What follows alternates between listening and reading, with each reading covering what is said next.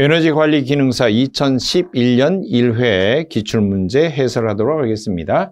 문제 1번 고위 발열량 9,800kcal/kg인 연료 3kg을 연소시킬 때 발생되는 총 저위 발열량은 약 몇 kcal인가? 단 연료 1kg당 수소 성분이 15%, 수분은 1%의 비율로 들어있다. 물론 고위 발열량은 탄소 성분이 연소가 될 때 8,100kcal씩 발생이 되고요. 수소 성분이 타면은 34,000kcal, 황 성분이 타면은 2,500kcal가 발생이 됩니다. 이렇게 발생이 되면은 다 완전 연소가 됐을 때 100% 열량이 나온다고 가정할 때 각각 이렇게 발생이 되겠지만, 수소는 타고 나면 H2O, 물이 됩니다. 순간적으로. 탄소는 완전 연소되면 CO2, 황이 타고 나면은 SO2, 아황산가스가 될 것입니다. 그런데 바로 이 수소 성분이 탔을 때 문제가 되는데요. 수소 성분은 34,000kcal/kg이라는 많은 열량을 발생하지만 결국에는 타고 난 다음에 H2O, 물이 되죠. 물이 되면은 아마 증발이 돼야 될 거예요. 연소실이 뜨거우니까요. 증발이 되면서 일부 열을 빼앗아 갑니다. 뿐만 아니라 연료 중에 아예 처음부터 포함된 수분은 그대로 연소실에서 열을 받아서 수증기로 그대로 날아갈 거예요. 한마디로 증발이 되는 거죠. 역시 열을 빼앗아 갑니다. 증발이 될 때 잡열을 빼앗아 가니까요. 따라서 완전 연소가 된다 할지라도 이만큼의 열량이 풀로 100% 나오지를 않죠. 그래서 이 수분이 증발하면서 열을 빼앗아 가는 것을 빼야 됩니다. 그걸 보고 저위 발열량이라고 하고, 저위 발열량은 고위 발열량 빼기 수분이 있을 때 약 600kcal씩. 왜냐하면은 100도씨 포화수에서 100도씨 포화 증기까지는 물론 539가 될 텐데, 연료를 저장하는 실내에 저장하는 온도, 그걸 감안을 했을 때 약 600kcal로 계산을 하고요. 그 다음에 수소가 연소될 때 생성되는 물의 양과 플러스 연료 중에 처음부터 들어있던 수분의 양, 요만큼이 나중에 수증기로 증발하면서 열을 빼앗아가죠. 수소는 얼마만큼 만들어질까? 자, 수소 반응식을 보면은요, 연소 반응식이 H2 플러스 2분의 1 O2는 H2O가 됩니다.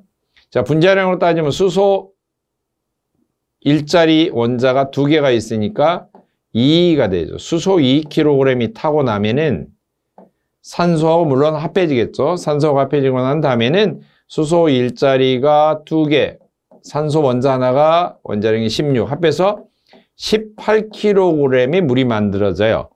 한마디로 수소 2kg에 산소가 16kg이 결합이 되어서 결국에는 물이 18kg이 만들어지는 거죠. 그러니까 수소가 들어있던 양에 비해서 수증기로 나올 때는 몇 배? 9배가 됩니다. 9배. 그래서 수소 들어있던 양에 곱하기 9배 플러스 수분량이 연료 중에 1kg 들어있으면은 배기가스로 나올 때도 똑같이 1kg, 똑같이 나오죠.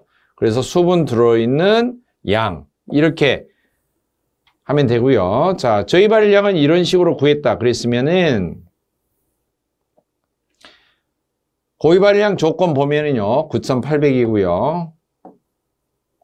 마이너스 600 곱하기 괄호 열고 수소 성분이 15%였다. 퍼센트란 단위가 붙어 있기 때문에 15라는 숫자가 아니에요. 퍼센트는 100분율이니까 숫자로 고치려면 나누기 100 해서 해야죠. 0.15. 9 곱하기 수소 0.15 플러스, 그 다음에 수분은 1%니까 마찬가지로 퍼센트 떼려면은 나누기 100 해서 숫자로 고치죠. 100분의 1이니까 0.01. 자, 이렇게 하는 것이 저희 발열량인데요. 이것은 1kg당으로 계산한 것이고, 연료가, 그런 연료가 총 몇 킬로? 3kg이 있대요. 이 계산 결과에다가 곱하기 얼마? 3kg 하면은 전체적으로 답이 나오겠죠. 계산기 눌러서 확인하면은 26,952 이렇게 나옵니다. 자, 고기 발열량 빼기 600 곱하기 9 수소, 그 다음에 수분량. 이렇게 해서 전체 3kg 곱하면은 26,952kcal 이렇게 나오죠. 자, 문제 2번. 보일러 자동 제어에서 제어량에 따른 조작량의 대상으로 맞는 것은 제어량, 이건 제어량, 최종 컨트롤을 해야 되는 목표량입니다. 그러면 조작량은 뭐냐? 가감이에요. 가감. 이건 최종 목표라고 보시면 되죠. 목표. 자, 그러면은 증기 온도를 제어한다. 조작량, 연소가스량. 증기 압력을 최종 목표로 한다. 그러면 증기 압력을 올리고 내리고 한다. 그러면 뭐예요? 연료로 가감하고 공기도 가감해야겠죠. 증기 온도를 조절해야 돼요. 컨트롤해야 돼요. 연소가스량이나 이런 것을 가감을 해야죠. 보일러 수위, 물 높이를 한다. 뭐예요? 물. 그러면 뭐예요? 공기량? 아니죠. 수리니까 급수죠. 논의 압력은 뭐예요? 논의 압력. 논의 압력은 연소실 내부 압력이니까 연도 쪽으로 빠져나가는 연소가스량을 가감을 해야 돼요. 자, 그래서 조작량 대상으로 맞는 것은 나번이 되고요. 자, 증기 온도는 전열량, 이 과열 저감기를 사용하는데 연소가스량이 아니고 전열량을 가감을 하는 것이고, 급수 제어는 최종적인 목표가 수위죠. 수위, 물 높이. 그렇기 때문에 조작량은 물 넣는 양, 급수량을 가감을 합니다.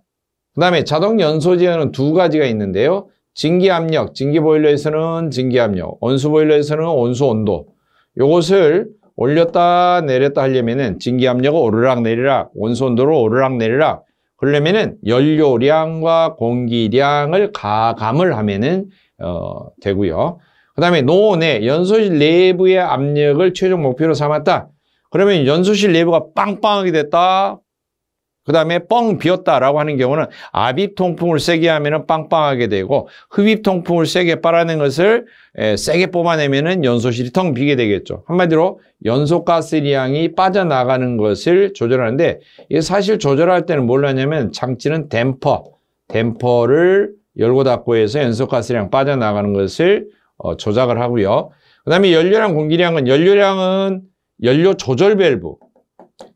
조절 밸브를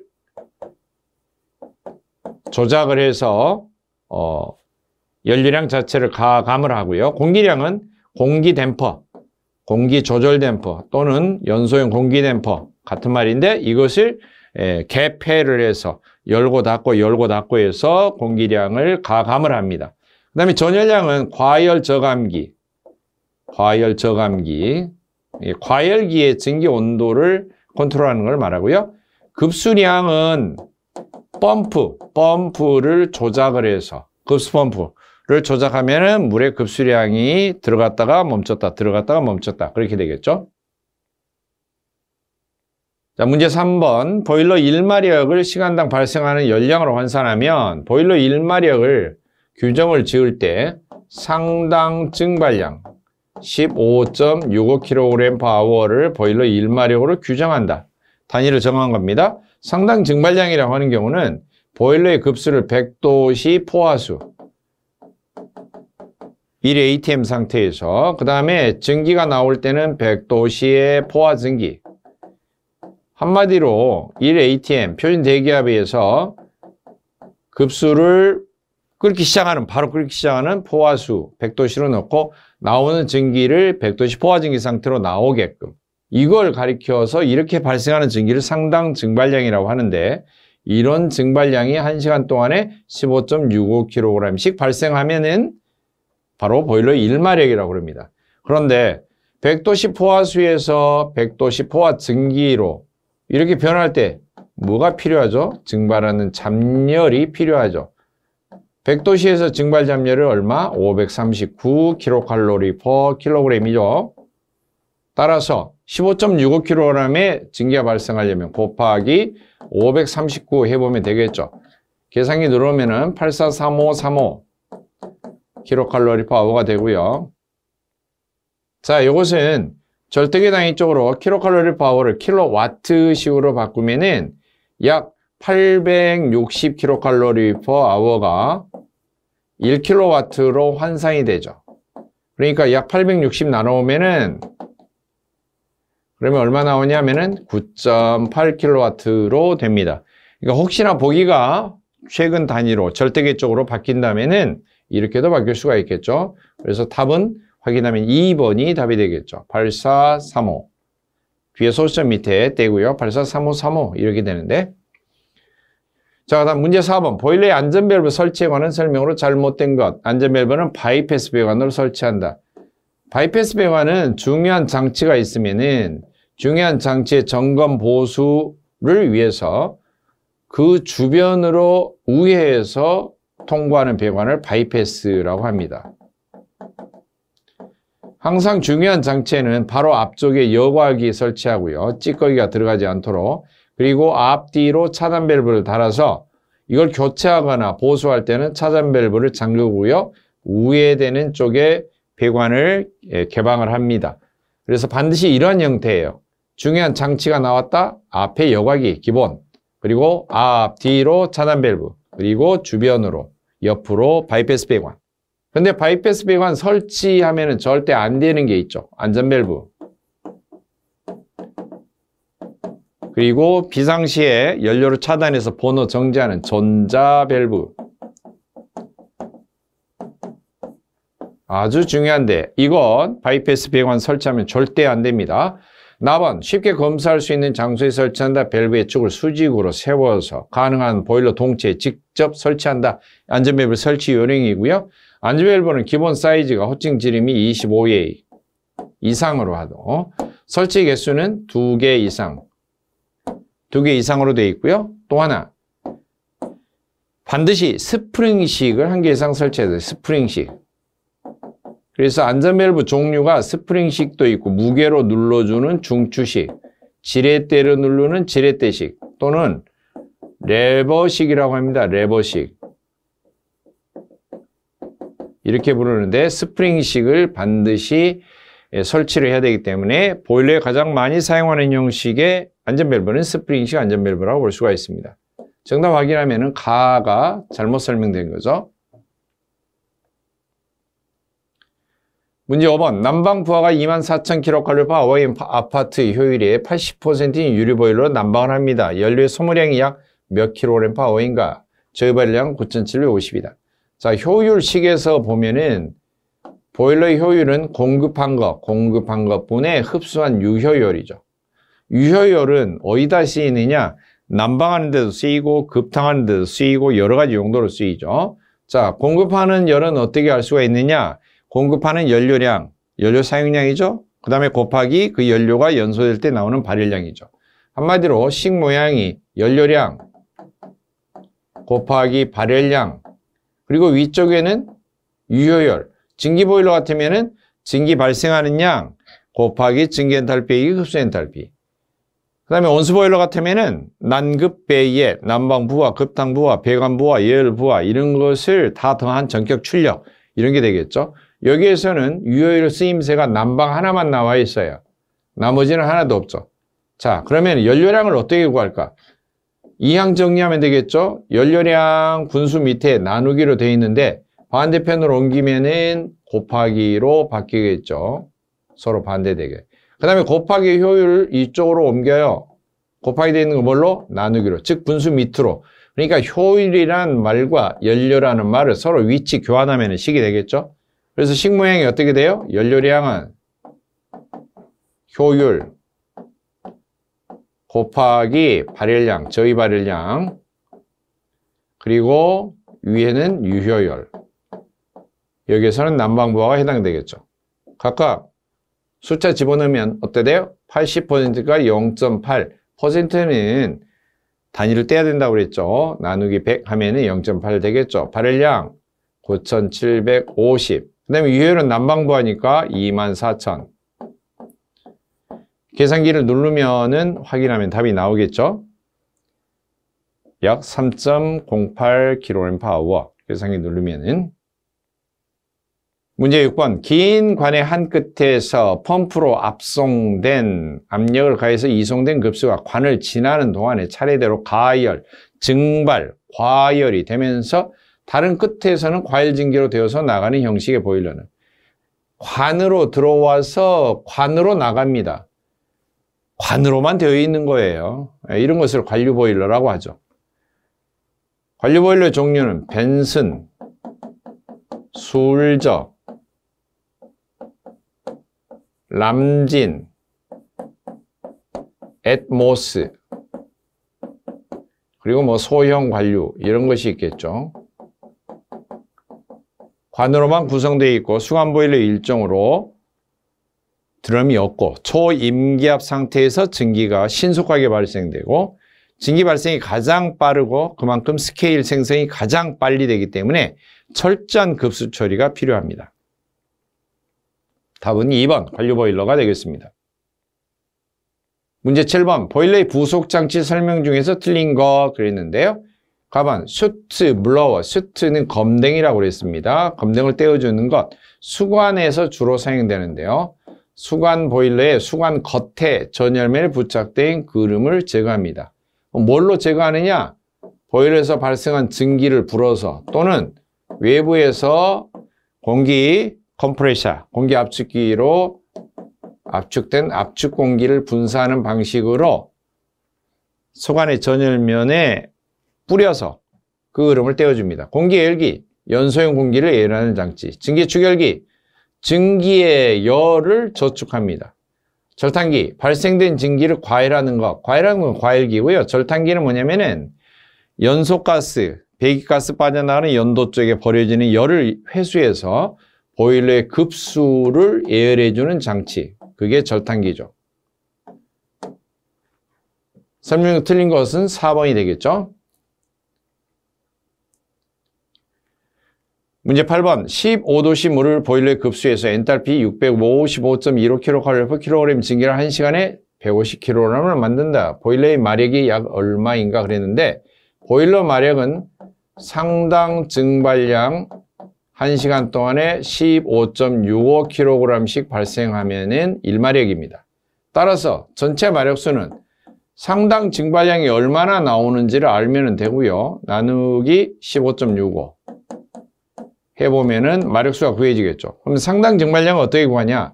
상당 증발량 곱하기 539. 이게 보일러의 유효율입니다. 양 엔탈피.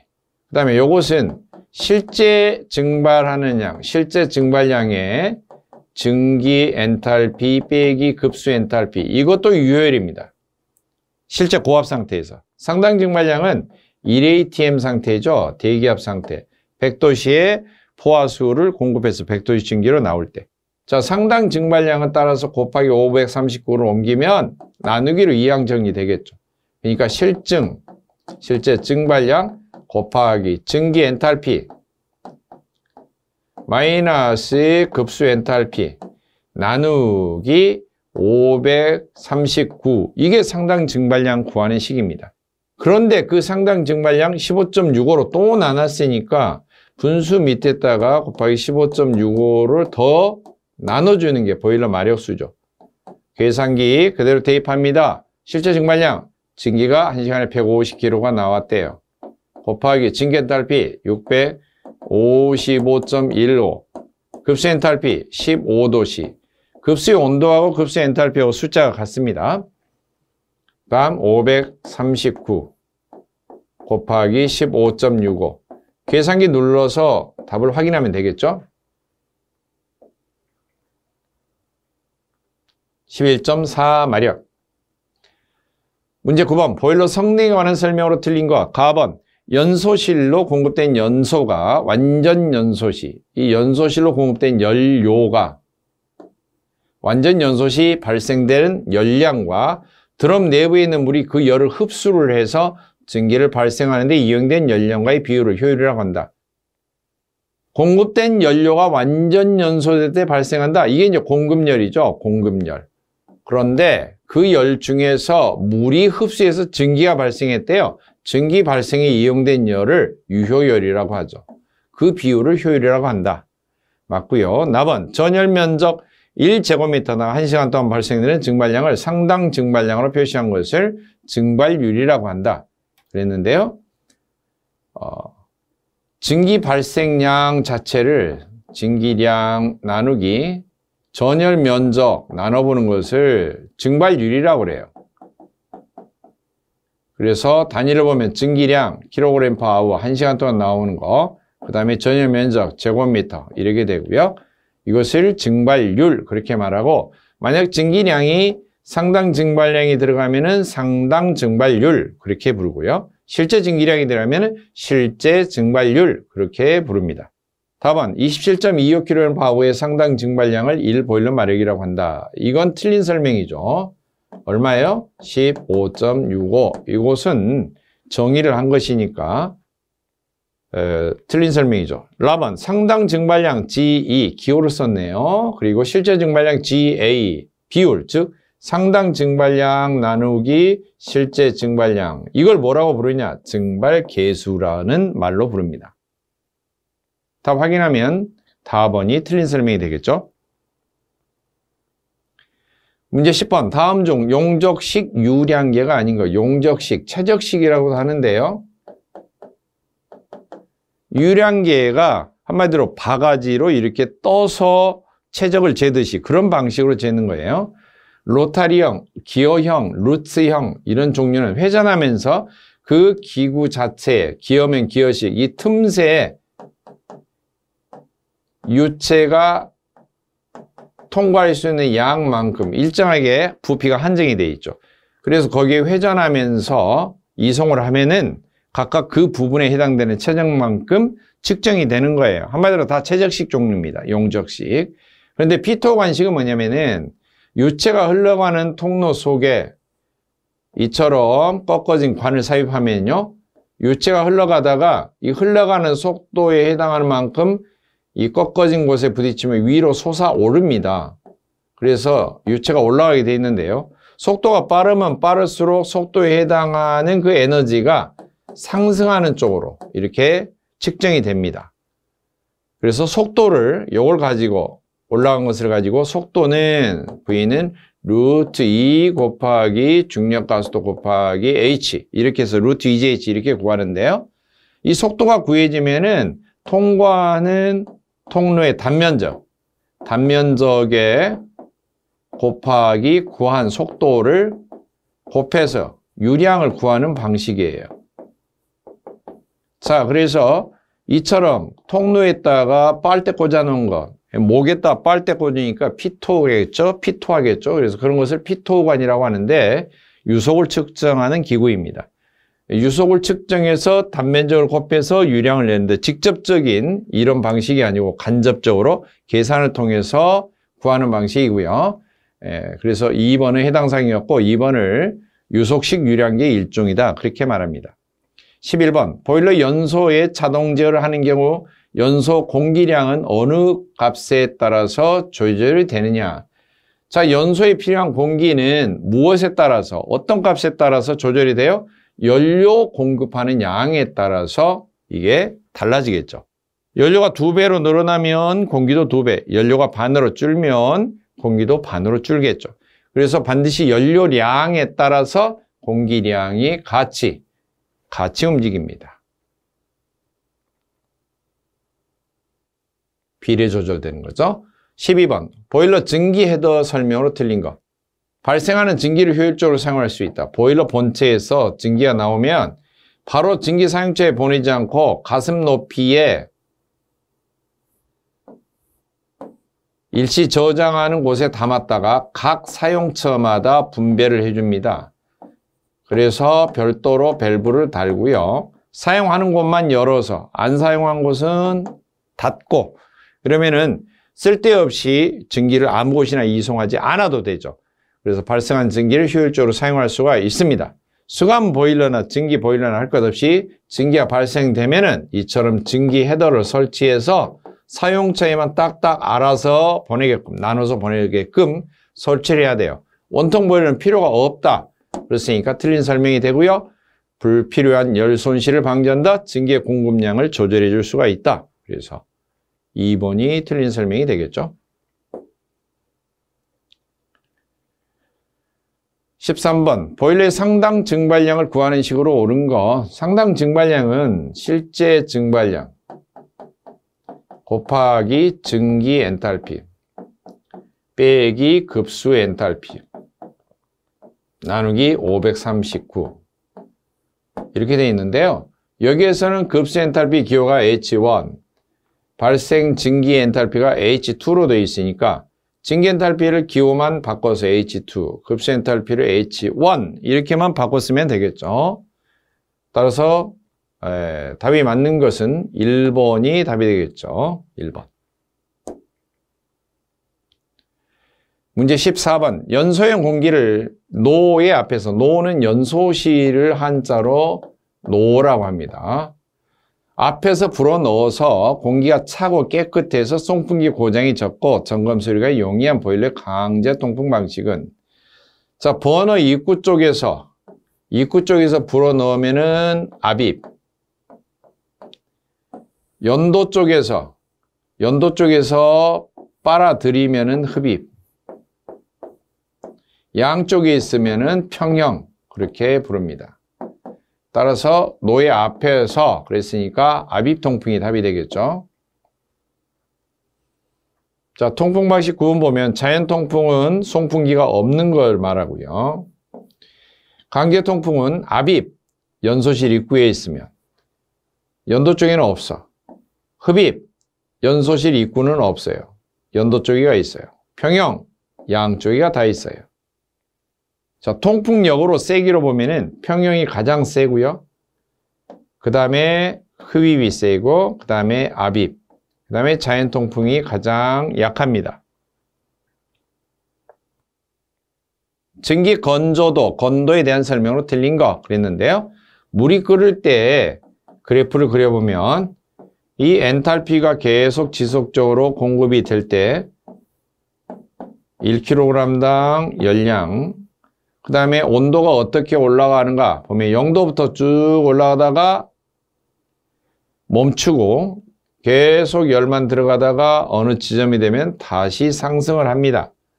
자, 이런 상태를 뭐라고 그러냐면 온도가 멈추고 계속 열만 들어가는데 온도가 안 올라가. 관찰을 해보면은 상태가 변하고 있는 거예요. 한마디로 물에서 증기로 계속 변하고 있는.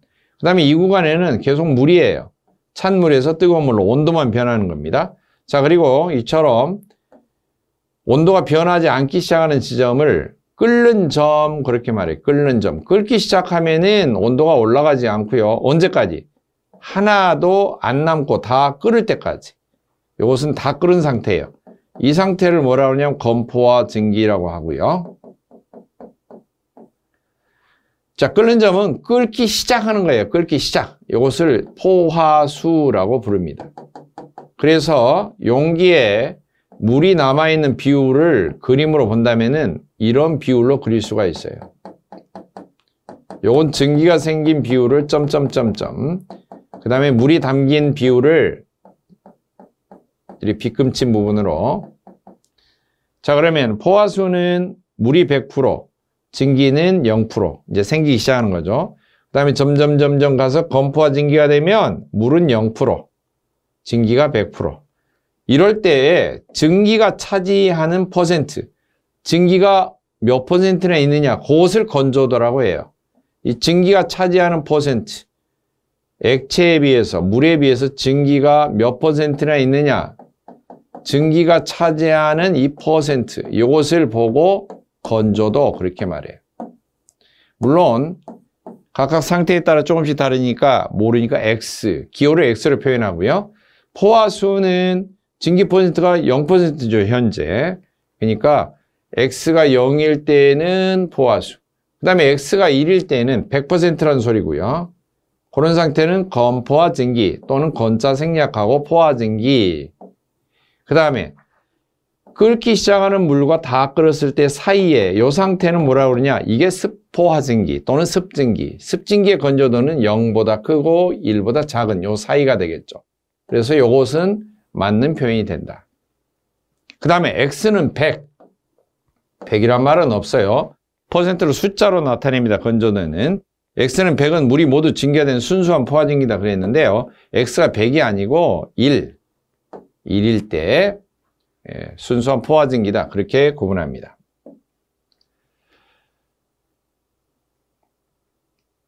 16번 보일러 배기가스 성분을 측정해서 공기비를 계산합니다. 실제 건 배기가스량을 계산하는 공식으로 맞는 것. 단 G는 실제 건 배기가스량, GO는 이론 건 배기가스량, AO는 이론 연소가스량, M은 공기비 그랬는데요. 자, 배기가스를 양을 계산하는 겁니다.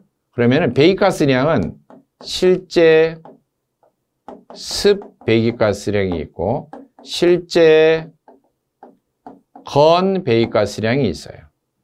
그리고 이론적으로 계산은 이론 습 배기가스량이 있고 이론 건 배기가스량이 있어요.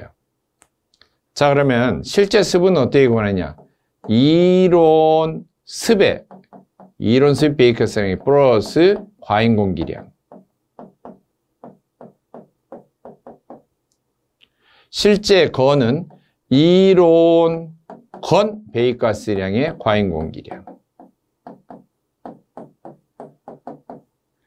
자, 이론 습은 어떻게 구하느냐? 이론 건과 이론 습은 이론 건 배기가스량의 플러스 수증기량이에요. 수증기량.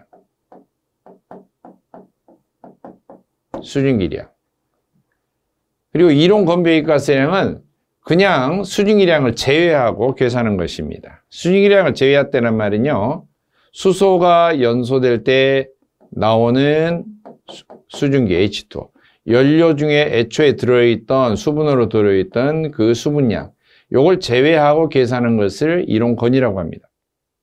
자, 그래서 실제 건 배기가스량을 계산하는 공식으로 맞는 거. 그런데 실제 건은 이론 건 배기가스량의 과잉 공기량을 더한 겁니다. 그래서 이론 건 배기가스량이 GO이기 때문에 일단 GO 플러스 나와야 되니까요. 나 아니면은 라 둘 중에 답이 하나겠죠. 그 다음에 이제 과잉 공기량을 어떻게 구하냐면은 과잉 공기량은 실제 공기에서 빼기 이론 공기를 뺀 것이 차이가 과잉 공기죠. 실제로 계산할 때 과잉 공기는 이론 공기에 과잉 공기 더한 것이 실제 공기이기 때문에 실제 공기에서 이론 공기 뺀 차이만큼이 과잉 공기죠. 자, 그러면 실제 공기는 어떻게 구해요? 공기비 곱하기 이론 공기죠. 그 다음에 마이너스 이론 공기니까 이론 공기는 이렇게 변형해 볼 수가 있죠. 이론 공기 곱하기 1 이렇게 해도 되죠? 자, 그러면 곱하기 이론 공기 곱하기 다 같은 게 있어요. 곱하기 이론 공기는 곱한 거죠. 그러면 한 번만 써주고 나머지 다른 것은 괄호로 묶는 거. 이게 인수분해라고 하죠. 그러니까 는 공기비 빼기 1 가로로 묶고 곱하기 이론 공기 이렇게 쓰면 되겠죠. 공기비는 여기서 기호가 얼마나 나왔느냐? 공기비 M으로 표시가 되어 있고요. 마이너스 1에 곱하기 이론 공기는 뭘로 되어 있어요? 이론 연소 공기량. 이론 공기입니다. 이게 AO. 이렇게 되어 있죠. 따라서 GO 플러스 M-1 곱하기 AO. 이게 답이 되겠죠. 답은 나가 되겠죠.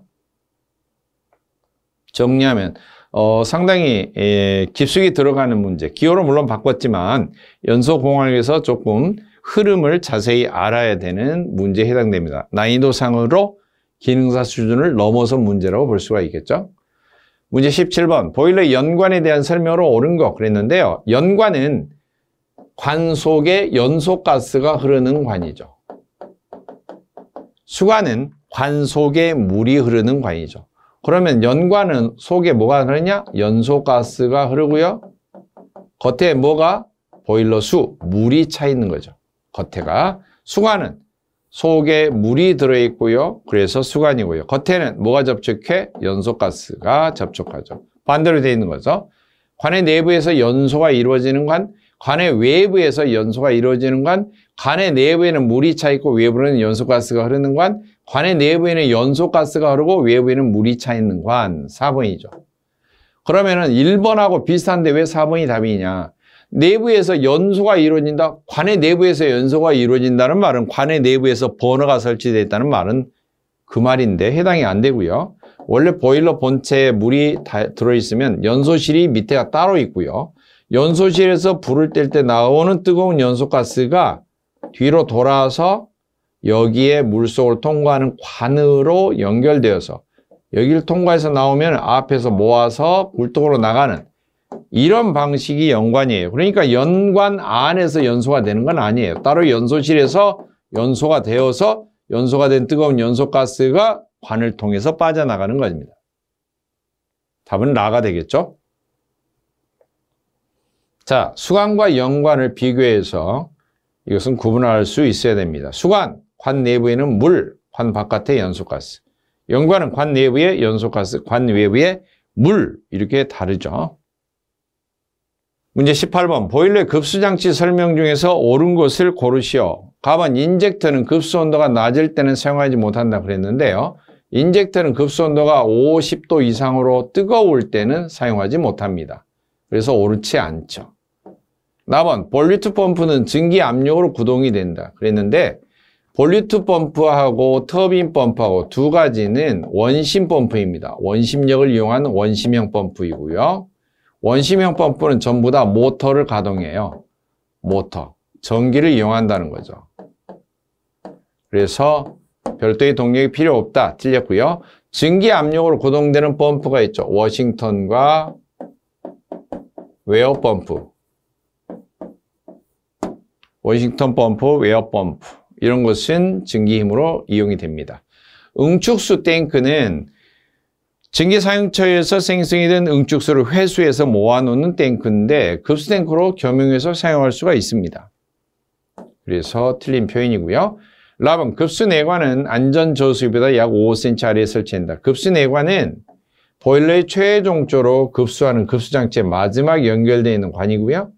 바깥에 급수 밸브 있고 이에 가까이 체크 밸브가 있으면 이 관이 바로 여기서 끝나서 찬물이 밑으로 쏟아지는 게 아니고 관을 연장을 해서 보일러 수면 속으로 설치한 다음에 작은 구멍을 뚫어서 여기서 물이 살살살살 공급되도록 해준 거예요.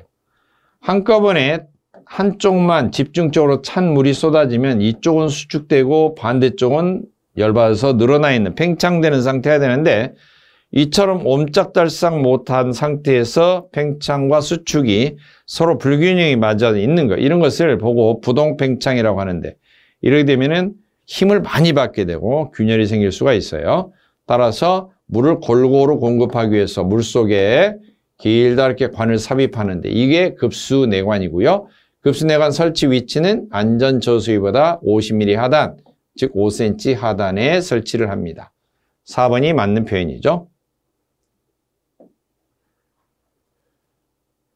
자, 그 다음 19번. 보일러 자동제에서 목표치, 목표값과 결과값 차이값을 처음으로 되돌려서 계속적으로 정정 동작을 한다.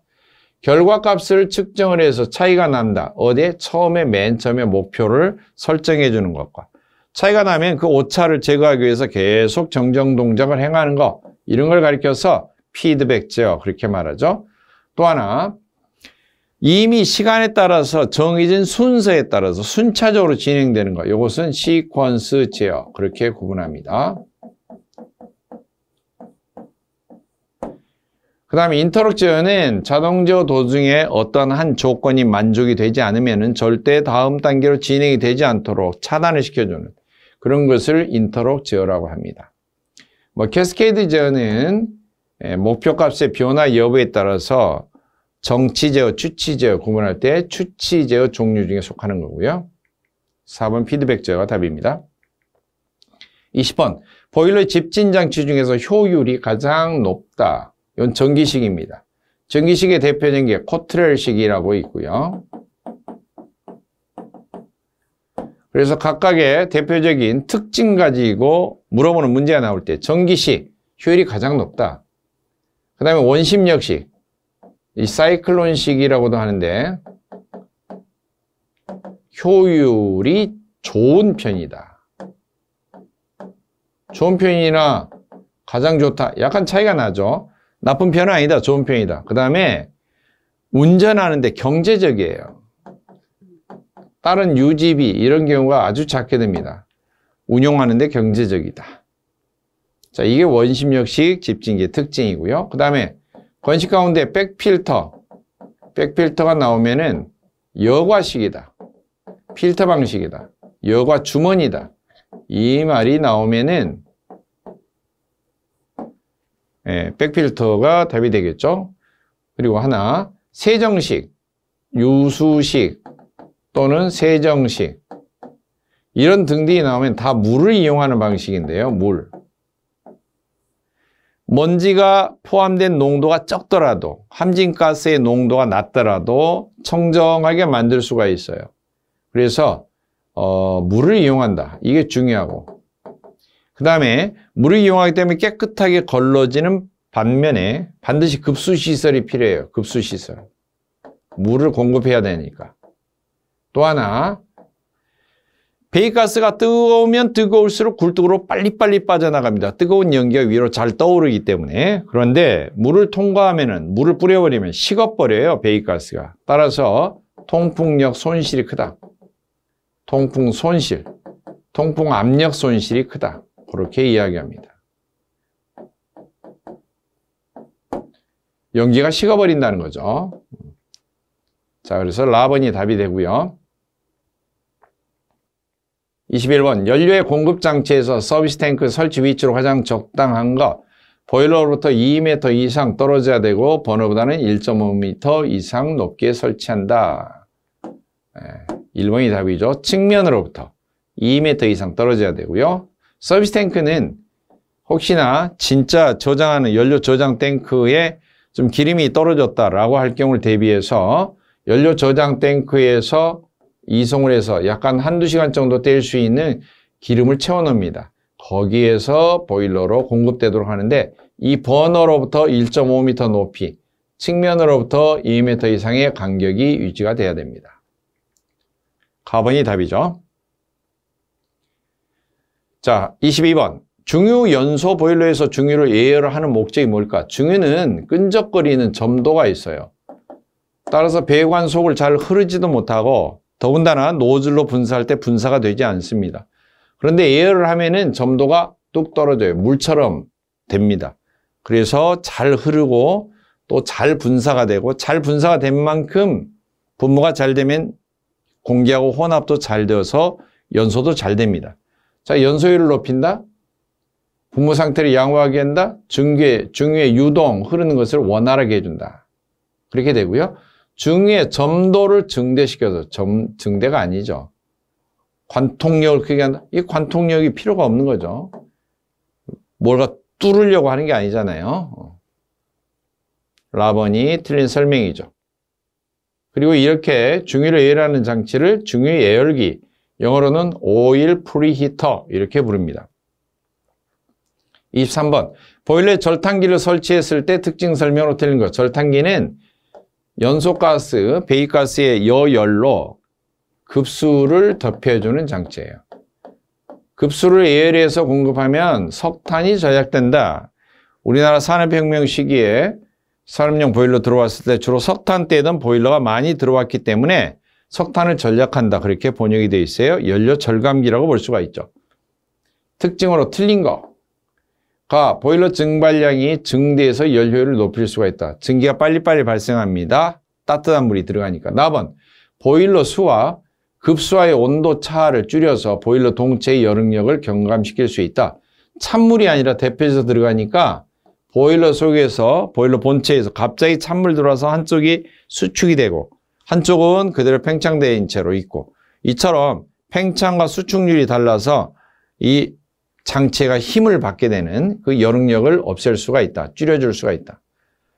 그 다음, 저온부식을 일으키기 쉽다 그랬는데요. 연도 쪽에 장치가 과열기, 제열기, 절탄기, 공기열기에 설치되어 있는데 연소가스가 흘러오면서 과열기, 제열기는 고온부식, 절탄기, 공기열기 표면은 저온부식이 발생하기 쉽습니다. 그리고 이런 장치가 설치되어 있으면 부식뿐만 아니라 장치가 연도 속에 얽히설키 되어 있기 때문에 배기가스가 흘러갈 때 저항을 많이 받아요. 한마디로 통과하는 힘, 배기가스가 빠져나가려는 그 압력, 통풍력이 떨어지게 됩니다. 통풍력이 증가한다 그랬으니까 4번이 틀린 답이 되겠죠. 24번, 제어 장치에서 인터록이란 인터록 설명한 적 있죠. 정해진 순서에 따라 차례 동작이 진행된다. 이건 시퀀스고요. 구비 조건에 맞지가 않으면 작동을 정지시킨다. 이게 인터록이죠. 증기 압력의 연료량, 공기량을 조절한다. 이건 이제 자동 연소 제어에 해당되고요. 라번, 제어량과 목표치를 비교해서 동작을 시킨다. 서로 자꾸 비교해 본다. 이것은 인터록의 뜻이 아니고 피드백의 기본 원리를 설명한 거죠. 25번, 다음 중 원통 보일러 종류가 아닌 것. 원통 보일러는 원래 세워져 있으면 이평, 뉘어져 있으면 횡형이고요. 횡형 가운데에서는 노통만 있는 거, 연관 있는 거, 노통 연관이 같이 있는 거 구분할 수가 있고, 노통만 있는 것은 노통이 하나 있으면 코르니시, 노통이 두 개가 있으면 랭커셔, 양쪽에 있으니까 양카샤, 그렇게 연상해서 외우세요. 그 다음에 연관 보일러는 기관차에 설치된 기관차 보일러, 그리고 육지에서 사용할 수 있도록 이걸 개량한 케와니 보일러, 그 다음에 노통연관 보일러는 스코치 보일러, 하우덴 존슨 보일러, 브루돈 카프스 보일러 등등등 종류가 있습니다. 자, 그러면은 벤슨 보일러가 뭐냐? 벤슨 보일러는 벤슨, 술저, 람진, 엠모스, 이게 뭐냐면은 관류 보일러예요. 관류 보일러. 수관 보일러에서 끝판왕, 가장 마지막에 개발된 보일러, 관류 보일러의 종류이죠. 보일러 종류가 아닌 거, 원통형이 아닌 거, 벤슨 보일러라고 볼 수가 있죠. 26번, 가스 연료 연소 시 화염이 버너에서 일정한 거리가 떨어져서 연소하는 현상. 버너 노즐에서 화염이 이렇게 닿고 있는 게 아니라 이렇게 떨어져서 연소가 돼요. 중간에 떨어졌다는 거예요. 이렇게 떠 있는 거. 이 화염이 떠 있는 것은 리프팅, 그렇게 말해요. 리프팅. 역화는 버너 입구 쪽으로 화염이 거꾸로 치솟는 게 역화. 옐로우 팁이라고 하는 것은 황염이라고도 하고요. 공기가 부족하다든지 또는 노즐 주변이 오염이 됐다든지 할 때 가스보일러 같은 경우, 가스 버너 같은 경우, 집에서도 마찬가지인데 가스 레인지에 파란 불꽃이 나와야 되는데 약간 노란 불꽃이 섞여 나오는 거, 옐로우 팁이라고 합니다. 뭐 불완전 연소의 일종이라고 볼 수가 있겠죠. 자, 그러면은 일정 거리가 떨어졌다, 리프팅. 요것을 한자식 표현으로는 선화, 그렇게 말해요. 선화, 리프팅 같은 말입니다. 27번, 보일러 운전 중에 프라이밍 현상이 발생하는 경우는, 프라이밍은 작은 물방울이 튀어오르는 거예요. 물방울. 사이다 따르면은 톡톡톡 튀어 올라오는 것처럼. 자, 그러면 어떨 때 발생하느냐? 사이다 비용 뚜껑 틀 때하고 똑같아요. 뚜껑 터서 갑자기 압력이 뻥 빠질 때, 압력이 갑자기 낮아졌을 때, 또는 보일러수가 농축되어 있는데 너무 불을 세게 뗄 때, 또 보일러 물이 고수위로 높게 있는데 과부하 운전할 때, 부하를 급격히 증가시킬 때, 급수 공급이 원활할 때, 자, 발생하는 경우는 어떤 걸까요? 농축되지 않았다? 아니죠. 증기압력이 낮을 때 보통 많이 생기고요. 부하를 급격히 증가시킨다? 아니고요. 고수위인데 과부하 운전할 때. 그 다음에 급수의 공급이 원활하다? 원활하다는 원인이 아니죠. 그러니까 해당이 되고요. 보일러 증기압력이 낮을 때, 이것도 좀 문제가 있네요. 답이. 자, 증가시킬 때인데 이것도 좀 오해가 있는 소지가 있고요. 고수위라는 조건이 사실 충족이 돼야 되고요. 정답은 다로 처리가 되어 있네요. 증기압력이 높은 상태에서는 사실 발생하지 않고 증기압력이 갑자기 낮아질 때, 이렇게 이제 조건을 굳이 세부적으로 단다면은 해당 사항이 조금 없어지고, 부하를 급격히 증가시킨다. 이것보다는 고수위인데 갑자기 과부하 운전을 한다. 이럴 때에는 해당이 됩니다. 자, 그래서 일반적으로 정확하게 뜻을 하면은 농축이 되었다. 그 다음에 고수위인데 과부하 운전했다. 그 다음에 갑자기 증기압력이 낮아졌다. 이럴 때에는 해당이 됩니다. 28번. 이상 기체가 상태 변화를 하는 동안에 외부와 사이에 열의 출입이 없다. 열이 차단돼 있다. 이런 것을 단열 변화. 그렇게 말하고요. 정압 변화는 압력이 일정하다. 정적 변화는 최적이 일정하다. 그렇게 말하고, 폴리트로픽 변화는 등원 변화와 단열 변화 사이, 등원 변화와 단열 변화의 중간쯤 되는 것을 폴리트로픽 변화. 그렇게 말합니다. 29번. 다음 중 가연성 가스가 아닌 것. 탈 수 있는 게 아닌 것. 수소 타죠. 아세틸렌 폭발적으로 타죠. 프로판 타는 겁니다. 산소는 자기 스스로 안 타는 거예요. 이런 것은 조연성 가스. 도울 조자를 써서 조연성 가스 그렇게 말하죠. 가연성 가스가 아닙니다. 30번. 보일러를 6개월 이상 장기간 사용을 하지 않습니다. 보존할 때 제일 적합한 방법 그랬는데요. 되도록이면 물을 채우는 거, 말려서 보관하는 거 둘 중에 뭐냐?